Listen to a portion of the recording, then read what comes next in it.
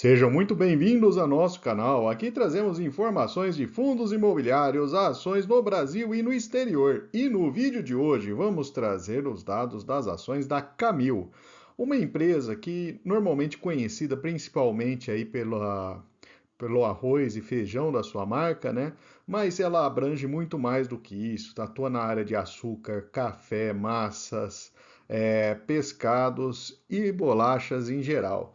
Então vamos analisar, é uma empresa que tem os seus produtos como itens de primeira necessidade, muitas vezes, né? Então pode dar uma característica interessante de resiliência na sua carteira. Vamos avaliar o seu último resultado apresentado, divulgado recentemente, né? Vamos ver os seus principais pontos positivos e negativos e comparar ela com outras empresas dessa área. Se o vídeo ajudar em seus estudos, fique à vontade para curtir, compartilhar e se inscrever em nosso canal.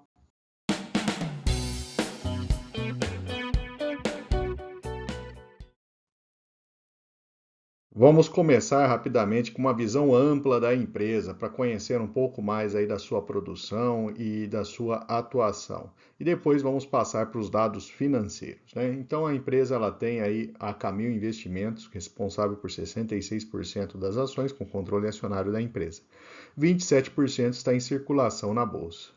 A empresa ela possui então plantas no Brasil, Uruguai, Equador, Peru e Chile. Então ela tem uma distribuição aí pelos países da América Latina, sendo que o Brasil é onde estão concentradas as suas principais plantas, né, e estruturas de distribuição. A empresa ela possui então na área de grãos a marca Camil no Brasil, Samanto, Canel, Costenho e Rico Arroz, né, em alguns países da América Latina. A açúcar, né, União, a marca de sardinha Coqueiro, a pasta Amália e a café União também. E recentemente a empresa fez uma operação de aquisição dos biscoitos Mabel.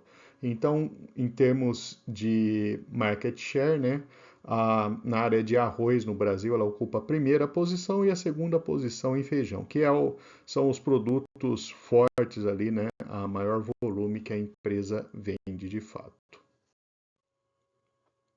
Vamos trazer agora então alguns dados financeiros, né? Então a gente observa ali que as receitas líquidas a partir de 2019 elas tiveram um aumento expressivo, né? Praticamente dobraram em questão de 3, 4 anos.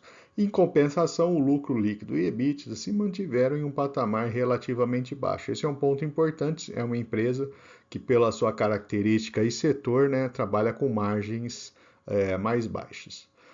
Se a gente olhar o resultado nos terceiros trimestres, né, a gente observa esse mesmo comportamento, um crescimento importante na receita, mas uma estagnação praticamente do lucro. Vamos agora, ainda dentro das visões dos indicadores financeiros da empresa, entender um pouco mais o que gera resultado para ela, né? Então, a gente tem ali um grupo que ela chama de alto giro, responsável por 52%. Basicamente, dentro desse grupo são os grãos, né? Que são produtos aí de menor valor agregado, né? Tem produtos de alto valor são responsáveis por 19%, né? Então são esses produtos aí que têm um patamar de preço um pouco mais alto, né? E respondem por 19% do resultado da empresa. E 29% vem da área internacional, né? Justamente a área de grãos naqueles países da América Latina que a gente mostrou agora recentemente. Os dividendos, então, a gente tem aí um histórico, né? O lucro por ação, ele vem aumentando ao longo dos anos, né? Ligeiramente, né? A gente observa que esse aumento não é tão grande, já que vimos no outro gráfico de lucros e receitas. E a empresa, a partir de 2020, conseguiu pagar os valores de dividendos por ação um pouco mais altos, né? Chegou aí perto dos 5% de dividend yield. Já neste gráfico, trazemos a evolução da dívida da empresa. Aqui temos um ponto importante também, um crescimento acentuado da dívida da empresa, ela praticamente dobrou em 4 anos, né? Especialmente aí, né, a empresa fez um investimento significativo aí nos últimos anos, né? A compra aí da marca Mabel. O valor patrimonial apresentou um crescimento também ao longo dos últimos anos. Já o gráfico de fluxo de caixa da empresa, a gente observa na linha amarela as atividades de investimento, mostrando que de fato 21 e 22 foram anos em que a empresa desembolsou um valor maior por conta aí dos investimentos que foram feitos. Vamos falar agora um pouco de preço da ação, né? Nesse gráfico a gente tem as relações preço por lucro e preço valor patrimonial. A gente observa claramente aí que entre 2020 e 2022, né, essa relação ficou perto aí de 10 vezes, né? Agora, ela, nos últimos valores, ela está próximo a 6, né, que é um patamar mais baixo aí, historicamente, em relação a esses 4, 5 anos aí de histórico do gráfico.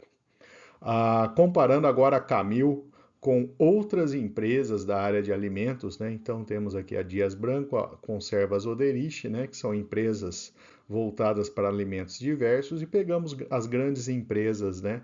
Da área de alimentos processados, então JBS, BR Foods e São Martinho. Em termos de dividend yield, a Camil ela perde para a JBS e São Martinho, né? Sua relação PL é a mais baixa do grupo, né? Exceto a BRF, que tem a relação negativa, registrou prejuízo, né? Se a gente olhar as outras relações de preço também da Camil, elas se encontram em um patamar bastante interessante, abaixo das outras. Quando a gente vai analisar as margens, a gente observa que o setor todo, de certa maneira, ele tem margens baixas, exceto a São Martinho, né, que é um setor específico de processamento de açúcar e álcool, né, tem uma margem um pouco mais alta. Mas as demais aqui, que se concentram na área de alimentos, trabalham com margens bem baixas.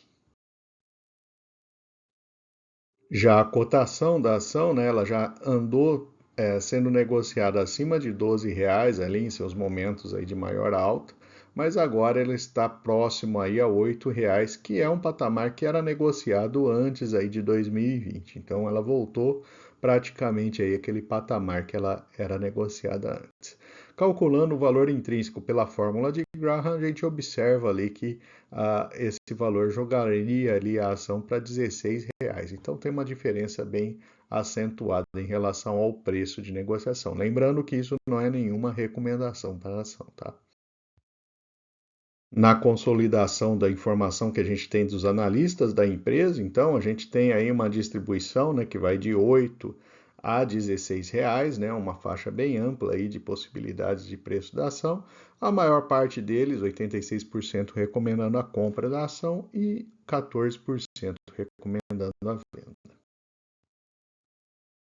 Vamos agora sair um pouco da área financeira e trazer algumas informações adicionais da empresa, né, divulgadas na sua apresentação de resultados. Então, lembrando ali daquele gráfico, né, o alto giro, né, que é o maior responsável pela receita da empresa, né? Então a gente tem grãos e açúcar no Brasil. Chama atenção especialmente ali o preço médio da matéria-prima, tivemos um aumento de 34% no valor do arroz no ano, uma queda de 24% no feijão e um aumento de 21% no açúcar. Então, seus produtos foram pressionados, né, aumentaram aí de valor, pressionando o custo da empresa também, né? Trazendo aqui produtos de alto valor, né? Então, a matéria-prima, trigo caiu 37% e o café caiu 25% no ano. Então, foi um setor aí um pouco mais tranquilo, né? E ele teve também um crescimento importante ali em termos de volume, né, de 24% no ano. A área internacional da empresa, né, teve uma ligeira queda no preço líquido dos seus produtos, né, e um aumento importante de 30% no volume. Então, essa é a visão desses países próximos aqui no Brasil, né, posicionados na América Latina. E aqui é uma visão do CAPEX da empresa recente, né? Tivemos ali um gasto importante em 22 ali com aquisições, né? E de certa forma aí tem mantido uma certa estabilidade no desembolso do CAPEX para expansão de capacidade, né, e manutenção. Vamos agora para um consolidado das principais notícias, inclusive notícias recentes, já que o resultado da Camil saiu na semana passada, né? O mercado reagiu bem aos dados da empresa, as ações subiram logo depois, né? O BBA manteve uma visão positiva de longo prazo e recomendação de compra da ação, né? Uma daquelas recomendações era essa daqui do BBA. A, a outra notícia chamando a atenção para o lucro líquido de 143 milhões no trimestre, uma queda de 2,8%, né? A outra trazendo a informação aí com os desafios no mercado do açúcar, né, e o otimismo em relação ao arroz, né, as projeções aí de resultados da empresa. E outra informação importante para o investidor, né, comentando sobre a distribuição de 25 milhões em juros sobre capital próprio para o acionista de Camil. E vamos então para o fechamento aqui do vídeo, né, com as principais informações, os principais pontos positivos e negativos da ação. Do lado positivo, a gente tem receitas na América Latina, então tem uma diversificação geográfica, tem uma diversificação de segmentos e de marcas. As relações de preço da ação em patamares interessantes nesse momento, né, boa perspectiva nas projeções dos analistas e um preço abaixo do valor intrínseco calculado pela fórmula de Graham. A empresa está investindo, né? Temos o exemplo da aquisição recente da Mabel e resposta positiva do mercado logo após a divulgação do resultado, mostrando também um certo otimismo com a ação. Do lado negativo, a gente tem uma receita crescente, mas um lucro líquido estagnado, pressões de custo em cima da empresa, né? Um crescimento importante da dívida da empresa nos últimos anos. É um setor, de maneira geral, de margens mais baixas, né? E um aumento de custos do arroz, né? O arroz ele teve uma produção um pouco menor, o custo subiu e pressiona de certa forma também os custos da empresa. Então esses são os pontos negativos em relação a Camil. Espero que tenham gostado do vídeo do nosso canal. Segue aqui o link para o canal, caso vocês não sejam inscritos e tenham interesse em se inscrever. E uma opção de vídeo em um dos playlists nossos que a gente tem no canal com diversas opções de ação. E lembrando, o YouTube liberou recentemente o botão Valeu Demais para o nosso canal. Então, se você deseja contribuir com esse trabalho, né, fique à vontade. Clicando no botão ali, ele deve abrir opções. Se não quiser contribuir, você contribui também compartilhando e curtindo o vídeo. Muito obrigado e até a próxima.